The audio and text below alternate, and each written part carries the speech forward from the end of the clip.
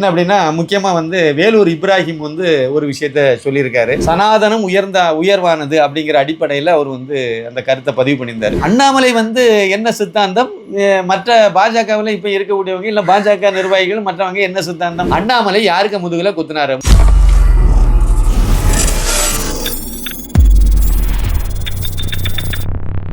சாமானியன் குரல் தேசியவாதிகளுக்கு எனது பணிவான வணக்கம். அதாவது நேற்றுக்கு நம்ம போட்டிருந்த அந்த வீடியோவில் பல்வேறு கருத்துக்கள் எல்லாம் சொல்லியிருந்தேன். அதில் ஒரு முக்கியமான ஒரு விஷயத்தை நான் நீங்கள் முடிவு என்னன்னு சொல்லலைங்கிற மாதிரி கமெண்ட்ஸில் கேட்டிருந்தாங்க. என்ன அப்படின்னா, பால ரோஹிணி அவர்கள் மருங்கூர் பேரூராட்சியில் துணைத் தலைவர் பதவிக்கு போட்டி நடந்தது. அந்த தேர்தல் சம்மந்தப்பட்ட கருத்தை பதிவு செய்திருந்தேன். அதில் அவங்க இந்த துணைத் தலைவர் ஆனாங்களா இல்லையா அப்படின்னு கேட்டிருந்தாங்க. அவங்க ஆனாங்க. அதுக்கு பிறகு இந்த காசுக்காக ஓடி வந்த பாஜக மாவட்ட நிர்வாகிகள் அப்புறம் அங்கேருந்து உடனே கிளம்பி போயிட்டாங்க. அதுக்கு பிறகு நாங்கள் திருநெல்வேலியில் ஒரு ஹோட்டலில் தங்க வச்சுருந்தாங்க. அங்கே தான் போனோம் நாங்கள். ஆனால் போகிறது வரைக்கும் எங்களையும் சேஸ் பண்ணி எல்லாம் வந்தாங்க திமுககாரங்க. அது ஒரு விதமாக நடந்துச்சு. அது திருநெல்வேலியில் போய் தங்கியிருந்து மறுநாள் எல்லாம் பதவி ஏற்றாங்க. பதவி, அதாவது தலைவர் துணைத் தலைவர் தேர்தல், காலையில் தேர்தல் நடந்துச்சு தலைவருக்கு. அது முடிஞ்சோடனே மத்தியானம் நாகர்கோவிலில் போய் அதே வண்டியில் ஏறி வேனில் போய் அங்கே போய் சாப்பிட்டுட்டு திருப்பி அதே வேன்லேயே மத்தியானத்துக்கு மேலே ஏன்னா மத்தியானத்துக்கு மேலே தான் துணைத் தலைவர் தேர்தல். அதுக்கெல்லாம் பதக்கு இருந்துச்சு. ஏன்னா இவங்க அதிமுககாரங்க திடீர்னு ஏதாவது மாற்றி ஏதோ பண்ணிடுறாங்களோ அப்படிலாம் இருந்துச்சு. எதுவுமே பண்ணலை, வந்தாங்க. அதுக்கிடையில் திமுக தரப்பிலிருந்து பின்வாங்கிட்டாங்க. என்னமோ இங்கே ஒன்றும் வெற்றி பெற போகிறது இல்லைன்னு, அவங்க தலைவரே இல்லை அப்படின்னும் போது அவங்க ஒதுங்கிட்டாங்க. அனானிமஸாக பாஜக வெற்றி பெற்றுச்சு. பால ரோஹிணி பாஜகவினுடைய ஒரு துணைத் தலைவராக டவுன் பஞ்சாயத்து துணைத் தலைவராக தேர்ந்தெடுக்கப்பட்டாங்க. கன்னியாகுமரி மாவட்டத்தில் நிறைய துணைத் தலைவர்கள் இல்லை உள்ளாட்சி பிரதிநிதிகளில் கன்னியாகுமரி மாவட்டத்தினுடைய பங்களிப்பு அதிகம். 75% பிரதிநிதிகள் கன்னியாகுமரி மாவட்டத்திலேருந்து கிடச்சிருப்பாங்க. இது அந்த இதில் உள்ள மிச்சம். இதை சொல்லி இப்போ அந்த பால ரோஹிணி என்ன முடிவெடுத்திருக்காங்கன்னு எனக்கு தெரியாது. நான் கேட்கல, ஃபோன் பண்ணி பேசவும் இல்லை. எனக்கு சொந்தத்தில் அது மருமக முறை, அவ்வளோதான். எனக்கு ஏதோ மகனுக்குடைய மனைவி அப்படின்னு நினச்சிடாதீங்க, அப்படிலாம் கிடையாது. சொந்தத்தில் அவங்க மருமக, அவங்க எங்கள் ஊர். என்னுடைய ஒரு மாமனுக்கு மக தான் அவங்க, மாமனுடைய மகனுக்கு மக. அதனால் முத்தண்ணன், எனக்கு அண்ணன்னு சொல்லுவோம். அத்தான் எனக்கு அவருடைய பொண்ணு தான். அதுவும் உள்ளூர் தான், கல்யாணம் பண்ணியிருக்கணும் உள்ளூர் தான். அதனால் உள்ளூரில் அவங்களுக்கு கொஞ்சம் நிறைய குடும்பம், பெரிய குடும்பம், நிறைய செல்வாக்கு உள்ள ஒரு இது அவங்கள பற்றி ஒரு இது. இப்போ நான் அடுத்து இன்னொரு தகவல் என்னென்னா, கன்னியாகுமரியில் ஒரு டவுன் பஞ்சாயத்து இருக்குது. அதுலேயும் 15 உறுப்பினர்கள். அதில் சுபாஷ் அப்படிங்கிறவங்க ஒரே ஒரு உறுப்பினர் பாஜகவுக்கு இருந்தாங்க. அந்த ஒருத்தர் தான் கன்னியாகுமரியை அடையாளமாகவே அவர் தான் செயல்பட்டு இருந்தார். அவர் நேற்றைக்கு திரு அண்ணாமலை ஐபிஎஸ் பக்கம் அவங்க வந்துட்டாங்க. இதில் இதுக்கு பிறகு இதில் நம்ம சில விஷயங்களை பேசலாம்னு நான் நினைக்கிறேன். என்ன அப்படின்னா, முக்கியமாக வேலூர் இப்ராஹிம் ஒரு விஷயத்த சொல்லியிருக்காரு. அவருக்கு ஒரு சின்ன பதில் நம்ம சொன்னால் நல்லா இருக்கும்னு எனக்கு தோணிச்சுது. அதனால் அவர் பேசினதை நீங்கள் ஸ்க்ரீன் ரெக்கார்டாக நான் இப்போ ஆன் பண்ணிட்டேன். இந்துடா படத்திற்கு உதவ QR கோடை பயன்படுத்திடுங்க. 2 ஜிபே நம்பர் இருக்குது, ஃபோன்பே நம்பரும் அதுதான். தாராளமாக அது மூலமாக நீங்கள் அனுப்பலாம். ஏதாவது உங்களுக்கு சிரமம் இருந்தால் அதுக்கு நீங்கள் கால் பண்ணி கேட்டுக்கலாம். இதுவரைக்கும் நீங்கள் இந்துடா படத்தை பார்க்கலன்னா அந்த லிங்கை கிளிக் பண்ணி தாராளமாக நீங்கள் பார்க்கணும், மற்றவங்களுக்கும் பகிரணும்னு நான் கேட்டுக்கிறேன். நன்றி, வணக்கம். அதை நம்ம பார்த்துடுவோம். அதையும் பார்த்துட்டு அப்படியே அதையும் கொஞ்சம் கேட்டுட்டு அதுக்கு பிறகு இன்னும் 2 பேரை சொன்ன கருத்தையும் நம்ம பார்த்துட்டு போலான்னு நினைக்கிறேன். நீங்க பேசுகிறீர்களா? பாரதிய ஜனதா கட்சியிலிருந்து நீங்க விலகுறீங்க. உங்க பின்னால நீங்க ஒரு கொள்கையை சொல்லி ஒரு கூட்டம் சேர்த்தா நாங்க சந்தோஷப்பட்டிருப்போம். உங்களுக்கு பின்னால நீங்கள் ஒரு சித்தாந்தத்தை சொல்லி கூட்டம் சேர்த்திருந்தா நாங்க சந்தோஷப்பட்டிருப்போம். ஆனா உங்களுக்கு பின்னால் சேரக்கூடிய கூட்டம் எல்லாம் நீங்கள் மாநில தலைவராக இருக்கும் பொழுது யார் பாரதிய ஜனதா கட்சிக்கு வந்தார்களோ அல்லது பிற கட்சிகளில் இருந்து உங்களுடைய பேச்சுக்களால் மட்டும் ஈர்க்கப்பட்டார்களோ அவர்கள் தான் இன்றைக்கு உங்கள் பின்னால் வந்திருக்கிறார்கள். இந்த தேசம் முதன்மையானது என்று நினைக்கிற, இந்துத்துவா என்கிற சித்தாந்தம் நம்முடைய வாழ்வியல் நெறி என்று நினைக்கிற, சனாதன தர்மம் தான் இந்த தேசத்துடைய அடிப்படை தன்மை என்று நினைக்கிற ஒரு காரியகர்த்தா கூட, ஒரு பாரதிய ஜனதா கட்சியின் தொண்டன் கூட உங்கள் பின்னால் வரமாட்டார். இல்லை, என்ன விசேஷம் அப்படின்னா, அண்ணாமலைக்கு பின்னாடி போனவங்க எல்லாருமே அண்ணாமலைக்கு அண்ணாமலை பாஜக தலைவராக தலைவரெல்லாம் பதவியேற்ற பிறகு அவரை நம்பி அவரால் பாஜகவுக்கு வந்தவங்க தான் போயிருக்காங்க அப்படின்னு சொல்லியிருக்காரு. ஆனால் நம்ம இப்போ பேசிகிட்டு இருக்கக்கூடிய நேரப்படி அவர் ஏற்படுத்தியிருக்கக்கூடிய அந்த வீத லீடர்ஸ் அந்த ஃபவுண்டேஷனில் இதுவரைக்கும் சேர்ந்தவங்க அப்படின்னு பார்த்தீங்கன்னா 16,50,000 அது தாண்டி போயிட்டுருக்கு. இப்போ 16,00,000 பேர் திரு அண்ணாமலை ஐபிஎஸ்க்காக பாஜகவுக்கு வந்தாங்கிறத நம்ம வேலூர் இப்ராஹிம் அவர்கள் ஏற்றுக்கிடுவாருன்னு நினைக்கிறேன், நம்புகிறேன் நான். சரி, அடுத்து வந்து இன்னும் 2 பாயிண்ட் சொல்லியிருந்தாரு. அதில் முக்கியமாக ரெண்டு கருத்து வந்து என்ன அப்படின்னா, சித்தாந்தன் அப்படிங்கிற வார்த்தையை பயன்படுத்தியிருந்தாரு. சித்தாந்தத்தை பற்றி ரெண்டாவது பேசலாம். முதலாவது வந்து இவர் சொன்ன வேலூர் இப்ராஹிம் சொன்ன பாயிண்டில் வந்து ஒன்று வந்து இந்துத்துவா அப்படிங்கிற ஒரு வார்த்தையை பயன்படுத்தியிருந்தார். இந்துத்துவாவில் அவருக்கு பூரண நம்பிக்கை இருக்குதுன்னு நினைக்கிறேன். அப்புறம் ரெண்டாவது வார்த்தை சனாதனத்தை ஏற்றுக்கொண்டவங்க, சனாதனம் உயர்வானது அப்படிங்கிற அடிப்படையில் அவர் வந்து அந்த கருத்தை பதிவு பண்ணியிருந்தார். சனாதனத்தை ஏற்றுக்கொண்ட ஒருத்தர் கூட வந்து இங்கேருந்து போயிருக்க மாட்டாங்கங்கிற மாதிரி அவர் வந்து சொன்னார். இப்போ எனக்கு என்ன இதுன்னா, சனாதனம் உன்னதமானது உயர்வானதுங்கிறத நீங்கள் ஏற்றுக்கிறீங்க அப்படின்னா நீங்கள் இன்னமும் ஏன் வந்து முஸ்லீமாக இருக்கீங்க? தாய்மதம் திரும்பலாமே, ஏன் திரும்ப வேண்டியது தானே? இப்போ சீக்கிரம் தாய்மதம் திரும்ப போகிறீங்களா? சந்தோஷம், நாங்கள் வரவேற்கிறோம், அது ஒன்றும் பிரச்சனை இல்லை. தாய்மதம் தாராளமாக நீங்கள் திரும்பணும், தாய்மதத்துக்கு வரணும். ஏன்னா சனாதன தர்மம் வந்து இந்து தர்மம் தான். அந்த இந்து தர்மத்தில் ஏதோ ஒரு காரணத்தினால ஏதோ ஒரு சூழ்நிலையில் உங்கள் முன்னோர்கள் வந்து இந்த இந்து தர்மத்தை விட்டு சனாதன தர்மத்தை விட்டு வெளியேறியிருக்கலாம். அது எப்படி வேணாலும் இருந்துட்டு போட்டு இப்போ உங்களுக்கு அந்த உண்மைத்தன்மை என்னென்னு தெரிஞ்சு போச்சுது. அதனால் நீங்கள் தாராளமாக தாய்மதம் திரும்ப வேண்டும், திரும்புவீங்கன்னு நான் நம்புகிறேன். இதுதான் வந்து நான் இந்த இடத்துல நான் அவருக்கு சொல்ல வேண்டியதாக இருக்குது. அப்புறம் இன்னொன்று பாயிண்ட் வந்து என்ன சொல்லியிருந்தாங்கன்னா, அது வந்து சித்தாந்தம் அப்படிங்கிறது அதுக்கு தான் நம்ம நீண்ட நெடிய ஒரு வீடியோவே போட்டோம். சித்தாந்தம் அப்படிங்கிறது நான் என்ன கேட்குறேன் அப்படின்னா, அண்ணாமலை வந்து என்ன சித்தாந்தம், மற்ற பாஜகவில் இப்போ இருக்கக்கூடியவங்க இல்லை பாஜக நிர்வாகிகள் மற்றவங்க என்ன சித்தாந்தம் எனக்கு புரியலை. எல்லாம் ஒரே சித்தாந்தம் தானே. தேசத்தை தெய்வமாக போற்ற வேண்டும். அண்ணாமலை கடைசி வரைக்கும் அந்த நிலைப்பாட்டில் மாறப்போகிறதில்லை. தேச துரோகியாக ஒருபோதும் அவர் மாறப்போகிறதில்லை. இந்த மிஷினரி கும்பல் மாதிரி இந்தியாவுக்கு எதிராக தேசத்துக்கு எதிராக எந்த வேலையும் அவர் செய்ய போகிறதில்லை. ஜிகாத்தி கும்பல்கள் மாதிரி இந்தியாவுக்கு எதிராக நம்ம தேசத்துக்கு எதிராக எந்த காரியத்தையும் அவர் செய்ய போகிறதில்லை. இந்து மதத்துக்கு எதிராகவும் அவர் எந்த நிலைப்பாட்டையும் எடுக்க போகிறதில்லை. எந்த காலத்துலையும் அவர் செயல்பட மாட்டார். அதில் தெளிவாக தான் இருக்கார். அப்புறம் அதில் என்ன இது இருக்குது? இதில் ஒரு சின்ன விஷயத்தை வந்து உலாவை விட்டு பண்ணியிருக்காங்க. இதுக்கு எல்லாத்துக்கும் வந்து நான் வேலை பார்த்த தந்தி குரூப்பு தான் அதுக்கு முக்கிய காரணம். அந்த குரூப்பை சொல்ல முடியாது. அந்த குரூப் லெவலில் ஏதோ ஒருத்தங்க போட்ட ஒரு போஸ்ட் கார்டு தான் அது ஒரு கார்டு போட்டு விட்டாங்க. என்னைக்கு அப்படின்னா, அண்ணாமலை அவர்கள் வந்து டெல்லியில் 2வது நாள் அங்கே தங்கி இருந்த நேரத்தில் வந்து ஒரு அண்ணாமலை வந்து தனி கட்சி ஆரம்பிக்கிறது, மேலிடம் வந்து அவரை காம்ப்ரமைஸ் பண்ணாங்க, பேச்சுவார்த்தை நடத்தினாங்க. அதை வந்து அவருடைய நிலைப்பாட்டில் உறுதியாக இருக்கார் அப்படிங்கிற மாதிரி சொல்லிட்டு 2 பாயிண்ட்டுகளை சொல்லி விட்டுருந்தாங்க. அவர் வந்து இளைஞர்களை முன்னிலைப்படுத்தி பண்ண போகிறாரு, மதசார்பற்ற நிலையில் போகிறாருன்னு ஒரு கார்டை போட்டாங்க. நான் வந்து உடனே இந்த கார்டை பார்த்துட்டு நானும் தூக்கி ட்விட்டரில் அதை போட்டுட்டு தனி கட்சி அவர் ஆரம்பிக்கலாம் உறுதியாக இருக்கார். ஏன்னா அது வந்து சிறப்பு தகவல்னு வேறு போட்டிருந்தாங்க. சிறப்பு தகவல்னு என்னன்னு தெரியாமல் தான் ஒரு ரிப்போர்ட்டர் இதை போட்டிருக்கேன். எனக்கு வேடிக்கையாக இருந்துச்சு. நான் சிறப்பு தகவல் பண்ணோட நம்ம தந்தி குரூப்பு கண்டிப்பாக அவங்க வந்து நேரடியாக அவர்கிட்ட அண்ணாமலைகிட்டே பேசி தான் அந்த கருத்தை போட்டிருக்காங்க. நம்பி போய் நான் உள்ளே போய் செக் பண்ணேன். அந்த செய்தி ஸ்டோரி முழுக்க அந்த நியூஸ் ஸ்டோரி என்ன சொல்லுதுன்னு சொல்லி தினத்தந்தி வெப்சைட்டில் போய் நான் செக் பண்ணி பார்க்கும்போது நம்பப்படுகிறது, தெரிகிறது இந்த வார்த்தையை பயன்படுத்தியிருந்தாங்க. இது எப்படி சிறப்பு செய்தின்னு சொல்கிறீங்க?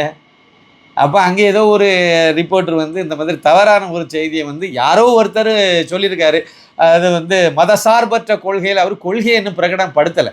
அவர் அண்ணாமலை அவர்கள் அன்னைக்கு கொடுத்த நேர்முகத்தில் கூட நீங்கள் அந்த சோசியல் மீடியா மூலமாக கொடுத்த நேர்முகத்தில் நீங்கள் பார்த்தீங்கன்னா எந்த இடத்துலையுமே அதை அவர் சொல்லவே இல்லை. பெருமைமிகு இந்தியா, பெருமைமிகு தமிழகம், அதை தான் அவர் சொன்னார். தமிழர்களுக்கு நம்ம வந்து இன்னும் கொஞ்சம் அதிகமாக நம்ம செய்ய வேண்டியது இருக்குன்னு சொன்னார். அந்த மாதிரி இந்த டங்ஸ்டன் ஆலை இந்த மாதிரிப்பட்ட விஷயங்களை எடுத்து பேசினார். அப்போ அந்த இதை வந்து எப்படி நீங்கள் வந்து முழுக்க வந்து அவர் வந்து ஏதோ தேச துரோகி மாதிரியும் இல்லைனா இந்து விரோதி மாதிரியும் முதுகில குத்திட்டான் அப்படிங்கிற மாதிரி முதுகில் யாரு குத்தினா எனக்கு புரியலை. பாஜகவில் அவருக்கு கொடுக்காத மரியாதையா? தமிழிசைக்கு தான் மரியாதை கொடுத்தீங்க, அவங்களுக்கு கொடுக்காத சுதந்திரமா? அவங்களுக்கு 2 மாநில கவர்ற அளவுக்கு அவங்கள வந்து பெருமைப்படுத்தினீங்க. என்ன இது கொடுக்கல? அவர் அண்ணாமலை அதை மாதிரி ஏதாவது அமைச்சர் பதவி வாங்கிட்டு ஊர் சுற்றிட்டு அலைஞ்சாரா? இல்லைனா என்னென்ன பண்ணார்? அண்ணாமலை கொடுத்த அந்த மாநில தலைவர் பதவியில் கட்சியை எல்லா இடமும் கொண்டு சேர்த்தார் பாஜகவை. அதுதானே உண்மை. அப்புறம் அவருக்கு வந்து தனியாக ஹெலிகாப்டர் கொடுத்து அவரை பிரச்சாரத்துக்கு இதெல்லாம் பயன்படுத்தாமல் அதுக்கு முன்னாடி அவர் நான் அந்த கட்சியை விட்டு போகிறேன்னு சொல்லி மோடி அமித்ஷாட்ட எல்லாத்திட்டையும் தானே சொல்லியிருக்காரு. அதுக்கு பிறகு அவங்களுடைய வேண்டுகோளுக்கு இணங்க கடைசி நேரம் வரைக்கும் ஒரு உளப்பூர்வமாக ஒரு நேர்மையாக ஒரு உண்மையான உழைப்பை பாஜகவை கொடுத்துட்டு தானே போயிருக்காரு, பிரச்சாரம் பண்ணியிருக்காரு. அதிமுக வேட்பாளருக்கும் பிரச்சாரம் பண்ணியிருக்காரு. இதெல்லாம் பண்ணலைன்னா 1% ஓட்டு தேறி இருக்குமான்னு தெரியாதுல்ல. அந்த மாதிரி ஒரு இதில் இவருடைய கடைசி கால பிரச்சாரத்தில் நிறைய ஓட்டு மாறி இருந்திருக்கு. நானும் ஓட்டு போடக்கூடாது தான் நினச்சேன். எனக்கு தாமரை சின்ன நிற்காதுன்னு முதல் தெரியும். 1 வருஷத்துக்கு முன்னாடி டிக்ளேர் பண்ணிட்டு போயிட்டேன். நான் ஓட்டு போட மாட்டேன், என் விரல வேணால் பார்த்துடுங்க, நான் காணிப்பேன் 11 மணிக்கு அப்படிலாம் சொன்னேன். ஏன்னா இது பெஞ்சமின் தொகுதி, அதிமுகவில் பெஞ்சமின் தான் சீட்டு கொடுப்பாங்க. ஏன்னா அவர் முன்னாள் அமைச்சர் எடப்பாடி பழனிசாமிக்கு நெருக்கமானவர். அதனால் இது பாஜக இந்த தொகுதி போகிறதில்ல, நான் எதுக்கு ஓட்டு போடணும் அப்படின்னு தான் நான் சொல்லியிருந்தேன். கடைசியில் அண்ணாமலையே இறங்கி பிரச்சாரம் பண்ணி இதெல்லாம் பண்ணிட்டு தெரியாது. சரி நம்ம என்னதான் இருந்தாலும் சரி ஓகே அப்படின்னு சொல்லிட்டு தான் நான் வந்து கூட்டணி கட்சியாக இருந்தாலும் பரவாயில்லன்னு சொல்லி போட்டு வந்தோம். 2 பேர் எங்கள் வீட்டில் யாரும் ஓட்டே கேட்கலைங்க. போதுமா, எங்கள் வீட்டில் வந்து யாரும் சொன்னதும் கிடையாது. ஒரே ஒரு அம்மா அதிமுக வந்து ஃபோன் அடித்தாங்க. அவங்க எப்படியோ கண்டுபிடிச்சிருக்காங்க. அவங்க ஃபோன் அடித்து சொன்னாங்க, தெரிஞ்சவங்க தான், அவங்க மட்டும் சொன்னாங்க. அவங்க ஆனால் நான் தான்ங்கிறது கூட அவங்களுக்கு தெரியும். நேரில் பார்க்கும்போது மட்டும்தான் அவங்களுக்கு தெரியும். இவ்வளோ தான். மற்றபடி வீட்டுக்கு ஏறி வந்து டோரில் சிலிப்பு கொடுத்து அதெல்லாம் எதுவுமே பண்ணல. எங்கள் பாட்டு போனோம், போய் வாங்கணும், போய் ஓட்டை போட்டு வந்தோம், அவ்வளோதான். சரி இருக்கட்டும். இப்போ நான் விஷயம் என்ன சொல்ல வரேன் அப்படின்னா, அண்ணாமலை யாருக்கு முதுகில் குத்துனாரு? மோடிக்கு முதுகில் குத்திட்டாரு. ஒருமையில் பேசுகிறாங்க, ஆட்டுக்குட்டின்னு சொல்லி திமுககாரன் திட்டுனா. அந்த நேரத்திலேயே இன்னைக்கு பாஜகவில் இருக்கக்கூடிய எந்த தலைவர்களும் அதுக்கு வந்து மறுப்பு தெரிவிக்கலை, அதை கண்டிக்கலை, எதுவுமே பண்ணல. தமிழிசையோ வானதியோ யாருமே அதை பெருசாக எடுத்துக்கல. கோயம்புத்தூரில் அந்த பாராளுமன்ற தேர்தலில் தோல்வி அடைந்த உடனேயே கோயம்புத்தூர் பகுதியிலே போய் இருந்துட்டு அன்னைக்கு டிஆர்பி ராஜா தொழில்துறை அமைச்சர் அங்கே போய் ஒரு ஆட்டை நடு ரோட்டில் போட்டு வெட்டினாங்க. வெட்டியால் நாங்கள் ஆடு பிரியாணி போட போகிறோம்லாம் சொன்னாங்க. பாஜகவில் இருந்த மூத்த தலைவர்கள், முன்னணி தலைவர்கள், மத்திய அமைச்சர் யாராவது அதை பற்றி பேசுனாங்களா? அது அண்ணாமலைக்கு தானே. நாங்கள் அதான் நினைச்சோம், நாங்கள் செய்துட்டீங்கிற மாதிரி தான் சந்தோஷப்பட்டாங்க. அவ்வளோதான் உங்களுடைய இது. அதில் சித்தாந்தம் அப்படிங்கிற பாதையில் நீங்கள் பயணிக்கிறீங்கன்னா அண்ணாமலையுடைய சித்தாந்தமும் பாஜகவினுடைய சித்தாந்தமும் வெவ்வேறு அல்ல, எல்லாம் ஒன்று தான். வேணா வந்து நம்ம சொல்லிடலாம், அது வந்து அவர் வந்து தனி கட்சியாக இருக்கார், அவ்வளோதான். ஒரே ஒரு சித்தாந்தத்துக்காக தேசம்தான் தெய்வீகம், அவ்வளோதானங்க. தேசத்தை தெய்வீகமாக போற்ற வேண்டும். நம்ம நாட்டுக்கு மேலே எல்லாத்துக்கும் மேலே தேசம் உயர்ந்தது. அண்ணாமலைக்கும் அதுதானே, அவரே தெளிவாக தானே சொல்லிட்டு வர்றாரு. எனக்கும் பிரதமர் நரேந்திர மோடி அவர்கள் தான் பிரதமர். அதில் அது கரெக்டு தானே. அதில் என்ன மாற்று கருத்து இருக்க போகுது? ஒன்றுமே கிடையாது. ஒரு பாயிண்ட்டை வந்து எல்லாரும் திருச்சி இல்லை, அதை சொன்ன வார்த்தையை வச்சு பேசுகிறாங்க. அது வந்து திமுக மாதிரி, அண்ணா திமுக மாதிரி தான், இல்லை தவேக மாதிரி தான், பாஜக. ஆமாம், ஒரு கட்சியை ஆரம்பிச்சிட்டு பிறகு நாங்கள் 2 பேரும் ஒன்றுன்னு சொல்லிட்டு எப்படி போக முடியும்? எனக்கு அந்த லாஜிக் புரியலை. எல்லாரும் நீங்கள் மற்ற கட்சியை எப்படி நம்ம வந்து பார்க்குறோமோ அதேமாரி தான் நாங்களும் தனி கட்சி ஆரம்பிச்சுட்டு அது பிறகு நாங்கள் எல்லாம் ஒன்று தான் எப்படி சொல்லுவீங்க? அப்படின்னா தான் இப்போ இவனுடைய அதான் சொல்லிட்டு இருக்காங்க. கம்யூனிஸ்ட்காரனும் காங்கிரஸ்காரங்களும் எல்லாருமே அது வந்து மோடி அமித்ஷாவும் இங்கே வந்து தமிழகத்தில் போனி ஆகலை, அதனால் அண்ணாமலையை தனியாக களம் இறக்கியிருக்காங்க அப்படிங்கிறது அவங்க சொல்லிட்டு இருக்காங்க. நீங்கள் அது உண்மைதாங்கிற மாதிரி நீங்கள் சொல்கிற மாதிரி இப்போ வந்து கட்டமைக்கிற மாதிரி இருக்குது. அதுவும் தேவையில்லாதது என்னுடைய கருத்து. இன்னும் ஒரு 2 பேர் இதே மாதிரி பேசியிருக்காங்க அண்ணாமலை அவர்களை பற்றி. அந்த இதை நம்ம கொஞ்சம் பார்க்கலான்னு நினைக்கிறேன். இந்த என்னோட நோக்கமே அதுவாக தான் நான் வச்சுருந்தேன். அதில் அதையும் நம்ம லைட்டாக டச் பண்ணிட்டு போவோம். இந்துடா படத்திற்கு உதவ QR கோடை பயன்படுத்திடுங்க. 2 ஜிபே நம்பர் இருக்குது, ஃபோன்பே நம்பரும் அதுதான். தாராளமாக அது மூலமாக நீங்கள் அனுப்பலாம். ஏதாவது உங்களுக்கு சிரமம் இருந்தால் அதுக்கு நீங்கள் கால் பண்ணி கேட்டுக்கலாம். இது வரைக்கும் நீங்கள் இந்துடா படத்தை பார்க்கலன்னா அந்த லிங்கை கிளிக் பண்ணி தாராளமாக நீங்கள் பார்க்கணும், மற்றவங்களுக்கும் பகிரணும்னு நான் கேட்டுக்கிறேன். நன்றி, வணக்கம். முதலாவதாக வந்து அந்த வன்னி அரசு இருக்கார் பார்த்தீங்களா, இப்போ அமைச்சராக இருக்கார். அவர் வந்து அண்ணாமலை வந்து தனி கட்சி தொடங்குறதை பற்றி சொல்லி இது வந்து மறு வச்ச அது கட்சி வந்து அண்ணாமலையுடைய கட்சி. ஏற்கனவே மறு இல்லாத கட்சி வந்து பாஜக. அதனால் இவங்க தான் இந்த புண்ணாக்கு வந்து நிறைய கதை பேசியிருந்தார். சரி வச்சுடுங்க, அதை பற்றி நான் அவருக்கு கருத்துக்கு நான் பதில் சொல்லலை. நான் வேறு மாதிரி எதாவது எடுத்துகிட்டு போகிறேன். இப்போ அந்த இதை நான் வந்து ஆன் பண்ணியிருக்கேன், பாருங்கள். ஸ்க்ரீன்ஷாட்டில் வன்னி அரசு அவருடைய ட்விட்டர் பக்கம் அதிகாரப்பூர்வ பக்கத்தில் மறுவைத்த மாறுவேடத்தில் திரு அண்ணாமலை கொண்டைய மறைங்க ப்ரோ. இவர் வந்து இவரை நம்ம இப்போ இருக்கக்கூடிய முதலமைச்சர் ஜோசப் விஜயை கிண்டல் பண்ணுறான்னு நினைக்கிறேன். ப்ரோ எல்லாம் போட்டு சரி இருக்கட்டும். அது இந்திய காவல் பணியில் அவர் என்னெல்லாம் இருந்தார், என்ன பண்ணார், அதெல்லாம் வந்து வரிசை அப்படி சொல்லிப்பார். ஒரு பெரிய கட்டுரை யாரோ எழுதி கொடுத்துருக்காங்க. அதே மாதிரி வந்து அவங்க வந்து பிஜேபியிலேருந்து வெளியே போனவங்க எல்லாம் அந்த இதெல்லாம் கதையெல்லாம் சொல்லியிருக்காரு. அதில் யார் எந்தெந்த வருஷத்தில் வெளியே உமா பாரதி போனது, எப்போ கல்யாணம் சிங்க போய் தனி கட்சி ஆரம்பித்தார், அவர் ஆரம்பித்தார், இவர் ஆரம்பித்தார், அப்படி இவங்கெல்லாம் தனித்தனியாக கட்சி ஆரம்பித்து அது பிறகு ஏன்னா பிஜேபி அங்கே ஒன்று அறிவு கிட்ட மாதிரி குஜராத்தில் பிஜேபி ஆட்சியை பிடிச்சிட்டு அது பிறகு தான் வந்து பிஜேபியிலேருந்து வெளியே போகிறவங்க கட்சியெல்லாம் ஆரம்பித்தது. அந்த வரலாறு அப்படி தான் இருக்கும். அவங்க அதே மாதிரி ஊபியில் கல்யாண் சிங் முதலமைச்சராக இருந்தவர். மசூதியை பாபர் மசூதியை இடிக்க போனால நானும் ஒருத்தன் அங்கே வைப்பேன். அவர் தான் முதலமைச்சராகவே இருந்தார். அதனால் ஆட்சி கலைக்கப்பட்டது. அதுபோல் பின்னாளில் தான் வந்து அவர் தனி கட்சியெல்லாம் ஆரம்பித்தார். உமா பாரதி அதே மாதிரி மத்திய பிரதேசத்தில் பாஜகவே ஆட்சிக்கு வந்துட்டு. அதனால் நீங்கள் சொல்கிற மாதிரி இவர் சொல்கிற மாதிரி இவங்க எல்லாம் வெளியே போனாங்க அப்படின்னா அது வந்து பாஜக ஆட்சியை பிடிக்கிறதுக்காக இவங்களை வந்து வேற ஒரு ரூபத்தில் விட்டு எடியூரப்பாவை வெளியே அப்படி வேற ஒரு கட்சி ஆரம்பிக்க வச்சு அப்புறம் ஆட்சியை பிடிச்சி அப்புறம் வந்து சேர்ந்து அப்படிலாம் கிடையாது. அவங்க ஏதோ காரணத்தினால வெளியே போனாங்க, திரும்பி மறுபடியும் வந்து சேர்ந்தாங்க. அதுதான் அதில் உண்மை. வேறு மற்றபடி அதில் ஒன்றுமே கிடையாது. இப்போ அண்ணனுக்கு நான் பதில் சொல்கிறத விட அவருடைய அதிகாரப்பூர்வ ட்விட்டர் பக்கத்தில் அவருடைய ஃபாலோவர்ஸ் என்ன பதில் சொல்லியிருக்காங்கன்னு பார்த்தா நல்லா இருக்கும் பார்த்தீங்களா. அதனால் நம்ம அதுலேயே நம்ம பார்ப்போம். நேற்று வரைக்கும் ஒரு கட்சிக்கிட்ட பிச்சை எடுத்து தின்னுக்கிட்டு இருந்தீங்க, இன்னைக்கு அவனை விட அதிகமானவன் கிட்ட போய் பிச்சை எடுத்து தின்னுக்கிட்டு இருக்கீங்க. அவ்வளவுதானடா நீங்கள் அதிகாரம் இருக்கே, இப்போவாவது வேங்கவையில் குடிநீரில் கழிநீர் கலந்தவனை கண்டுபிடிக்கிற வழியை பாருங்கடா. அதுமா நான் ஒன்றுமே சொல்லலை. அடுத்து, வாய்கிழிய திரு விஜய் அவர்களை திட்டிவிட்டு ஒரு அமைச்சர் பதவிக்காக கூட்டணிக்கு திமுகவிற்கு துரோகம் செய்த கும்பல் நீங்கள். கொஞ்சம் டிக்கொண்டு வேலையை பாருங்க. சரி, சொல்லியிருக்கார், திட்டிருக்கார். 2 சீட்டுக்கு பிச்சை எடுக்கிற நீ பேச்சை திட்டிருக்காங்க. விஜயை கேவலமாக பேசிவிட்டு இன்றைக்கு அவர்கிட்டயே அமைச்சராக இருக்கிய நீ எல்லாம் சோறு தான் திங்கிறியா? மூடிக்கிட்டு பனையூர் கக்கூசில் கழுவுற மட்டும்னு சொல்லியிருக்காங்க. கொலை குற்றவாளி எல்லாம் உரிமையில் பேசியிருக்காங்க. அமைச்சர் பதவி கொடுத்து அழகு பார்க்கும் குடும்பத்தை பிரித்து துரத்திவிட்ட ஒரு முதலமைச்சர், இவருடைய ஆட்சி எப்படி இருக்கும், இவருடைய வாழ்க்கை லட்சணம் எப்படி இருக்கும், இவருக்கு கருத்து எப்படி இருக்கும்? ரைட்டு. ஆர்எஸ்எஸ் பெற்றெடுத்த பிள்ளையிடம் மண்டிக்கிட்ட அயோக்கிய பயல்களுக்கு வாய் கூந்தலை பாரு அடிமைகளா அப்படின்னு அயோக்கிய எதுக்கு அப்படி சொல்லியிருக்காருன்னா, ஆர்எஸ்எஸ்னுடைய ஒரு குழந்தை தான் விஜய், ஆர்எஸ்எஸ்னுடைய ஒரு குழந்தை தான் தவேகா கட்சி, விஜயனுடைய கட்சி, இப்படியெல்லாம் இவர் பேசிட்டு அலைஞ்சார். அதுக்கு தான் சொல்லியிருக்காரு. இப்போ அதே மாதிரி தான் இப்போ இவரும் அண்ணாமலையும் ஆர்எஸ்எஸ்னுடைய இது. அப்போ இவங்களுடைய எப்பவும் இந்த வாய் ஒரே மாதிரி தான் ஊதும், நாங்கள் மாற்றியெல்லாம் ஊத மாட்டோம்னு சொல்கிற மாதிரி இருக்குது. எந்த கேனப்பைய விஜய் அண்ணா ஆர்எஸ்எஸ் பெற்ற குழந்தைன்னு சொன்னால் இப்போ எவன் காலை பிடிச்சிக்கிட்டு இருக்கான்? அமைச்சர் பதவிக்காக பாஜகவின் பிள்ளை விஜய் உடன் கூட்டணி வைத்திருக்கும் உனக்கு அண்ணாமலையை பற்றி பேச என்ன தகுதி இருக்குது? வன்னி திரு விஜய் அவர்களை மிக கேவலமாக விமர்சித்து இப்போது அங்கே போய் அமைச்சர் போஸ்டிங் வாங்கினிய நீ என்ன மறு வைத்த புரோக்கர்? திமுக கூட இருந்து அவர்களின் காசில் ஜெயித்து முதுகில் குத்தி தமிழக அரசியலில் அரங்கேற்ற கேவலம்னா இதில் எதுவுமே எடிட் பண்ண முடியாதுங்க. எதுவுமே நான் ஒன்றுமே பண்ணல. வரிசையாக தான் நான் உங்களுக்கு ஸ்க்ரீன் ரெக்கார்டிங்கில் காணிச்சிட்டு வரேன். அதனால் அது அப்படியே தான். ஏப்ரல் 2026 விஜய் ஒரு ஆர்எஸ்எஸ் வளர்ப்பு. மே 2026 விஜய் அரசாங்கத்தில் நான் அமைச்சர். அது மாதிரி தான் இது. அண்ணாமலை ஜெயிச்சா அன்னைக்கே கட்சி மாறி விடுவா. அப்படி சரி பார்ப்போம். டேய் மாமா, சட்டம் ஒழுங்கு சந்திச்சிருக்கடா. சட்டம் ஒழுங்கை பற்றி சொல்லி திட்டிருக்காரு.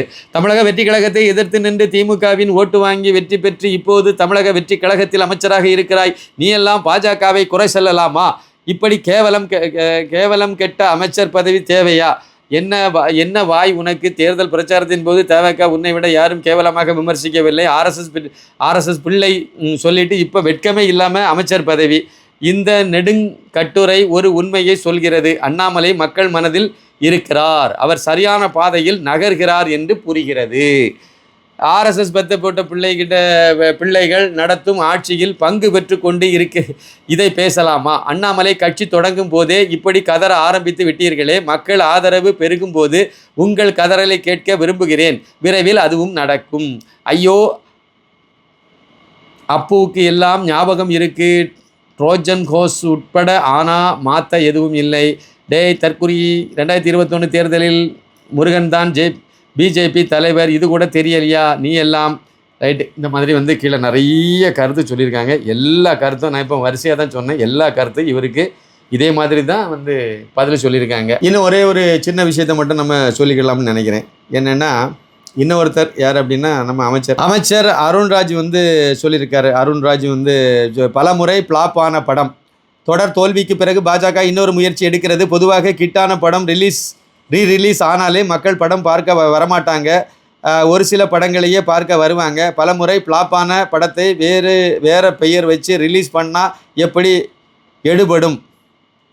படம், இந்த படுங்கிறது தப்பாக ஸ்பெல்லிங் மிஸ்டேக். சரி, இப்படி அவர் சொல்லியிருக்காரு. அதுக்கு கீழே என்ன சொல்லியிருக்காங்க பாப்பா. படித்து என்ன பிரயோஜனம்? சினிமாவை சேர்ந்தவரை தலைவராக ஏற்றுக்கொண்டால் 24 மணி நேரமும் சினிமா பற்றி தானே யோசிக்க தோணும். கதறு மக்கள் வெள்ளத்தில் பி த லீடர்ஸ். அண்ணாமலை அதை போட்டு விட்ருக்காங்க. வாண்டடா வண்டியில் ஏறுறாங்க. இவங்க தலையெழுத்தை யார் மாற்ற முடியும்?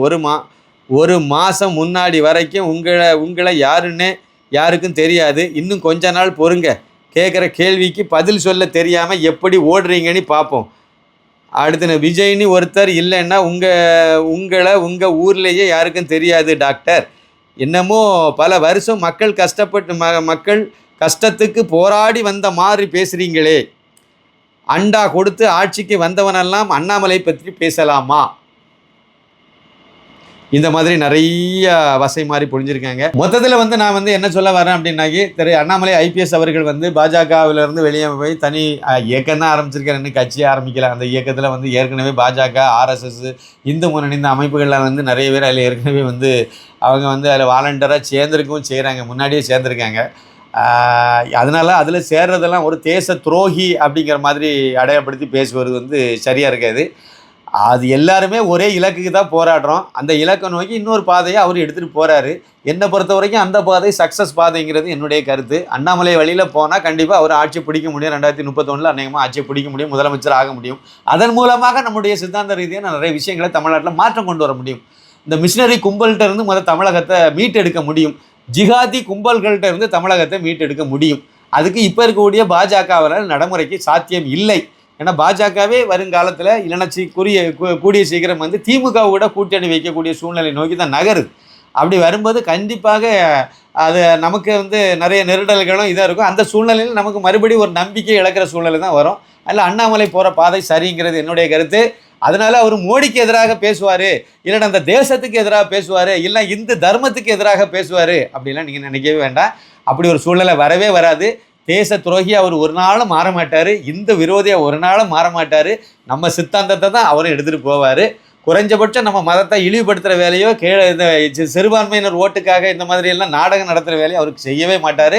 மதசார்பற்ற அப்படிங்கிற வார்த்தையே நான் சொன்னேன் பார்த்தீங்களா, தினத்தந்தியில் போட்டாங்க. அது பிறகு அதுலேருந்து போட்டதை எடுத்து சன் டிவியில் அவங்க பதிவு பண்ணாங்க, அதை திருப்பி அவங்க போட்டாங்க, அப்புறம் நியூஸ் 8 போட்டாங்க, எல்லாம் டூல்கிட் எல்லாம் போட்டாங்க. இப்போ அதை நிறைய பேர் அதை எடுத்து சொல்கிறீங்க. அவருடைய வீடியோவை திருப்பி ஒருக்கா போட்டு பாருங்கள். அவர் அந்த மாதிரி எந்த வார்த்தையும் சொல்லலை, அவர் சொல்ல மாட்டார். அவருக்கு நல்லா தெரியும் நம்ம இந்த தேசியத்தை தாண்டி தேசியவாதிகளை இழந்து கட்சி நடத்த முடியாதுன்னு அவருக்கு தெரியும். அந்த இடைவெளியை தான் அவர் பயன்படுத்தணும்னு வராரு.